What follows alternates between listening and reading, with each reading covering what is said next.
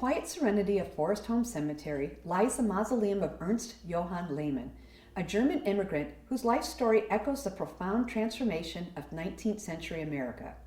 Born in Germany in 1849, Ernst came from humble beginnings. His father was a basket maker, a craft Ernst took up himself as soon as he was old enough to work. Lehmann had been a friend of the Haas family and helped them run the picnic grounds on land that is now Forest Home Cemetery. One account indicates that he may have piloted a pleasure boat drawn by geese on the Des Plaines River. In his early 20s, he opened a modest jewelry shop on Chicago's Clark Street. He called it The Fair, an unassuming name that represented his core beliefs. Goods should be affordable and his customers treated with fairness. It was here that his journey began, as he catered to the working class by selling quality items at lower prices than his competitors. With an initial capital of less than $1,000, it operated in just 1,280 square feet. The store offered a variety of items, including jewelry, household goods, chinaware, and some hardware, focusing on cash sales at prices lower than competitors. The motto was quick sales with small profits, which led to the innovative practice of odd pricing, selling items for 6 to 7 cents instead of the typical 10 cents. Ernst's fair prices and practical business acumen paid off. By 1875, the fair had outgrown its small store on Clark Street, prompting a move to a grander space at State and Adams Street. The new location symbolized Ernst's rise to prominence and his commitment to a fair shopping experience. Within a few short years, his store expanded to occupy every building along Adams between State and Dearborn Streets, growing 5.5 times its original size in just over 2 years, becoming one of the first true department stores in the country. He introduced innovations that would become staples of American retail, like full-page newspaper ads and a wide array of household goods under one roof. The fair's success allowed Ernst to explore other ambitions, including the development of Lake Villa, a small community where he brought the Wisconsin Central Railroad, transforming it into a thriving resort town.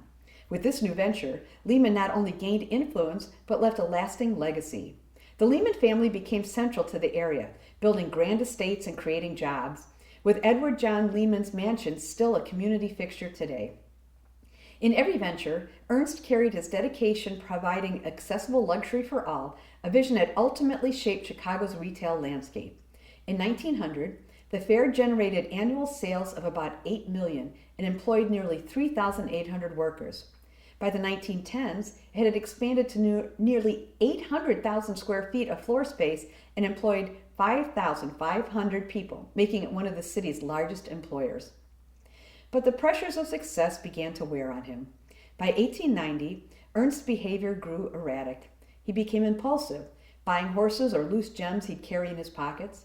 His wife, Augusta, had to step in, eventually gaining legal authority to manage his affairs. Ernst was diagnosed with a condition then referred to as distraction, and he was committed to the Bloomingdale Asylum in New York, where he spent the last decade of his life. In January 1900, he passed away, leaving behind a retail empire and a complicated legacy. Following his death, Augusta and their children managed the fair, guiding it through its next era. The store grew even larger, and by 1925 it was sold to S.S. Kresge & Company, who eventually transformed it into a chain. S.S. Kresge & Company, a Detroit-based dime store chain that later became Kmart. Under this new ownership, a branch opened in Oak Park in 1929, followed by locations in Evergreen Park and Skokie in the 1950s. In 1957, Montgomery Ward, a larger competitor based in Chicago, purchased the fair. A new store opened at Randhurst Mall in 1962, but this location was the first to be rebranded under the Montgomery Ward name in August 1963, with other locations following suit in 1964. The flagship store on State Street closed and was demolished in 1984. Ernst Mausoleum at Forest Home was initially a family resting place. His remains were interred alongside his young son and several nieces he and Augusta had cared for after their mother's passing. However, in 1920, 2 years after Augusta's death, the family made the surprising decision to relocate these remains to a grander mausoleum at Graceland Cemetery, leaving behind an empty tomb in Forest Home. Today, Ernst's original mausoleum stands as a quiet testament to a life that touched many corners of Chicago and beyond. Reflecting on his story brings to mind the trials of a man who rose from immigrant roots to shape the American retail world, whose generosity and vision became woven into the fabric of the city he called home.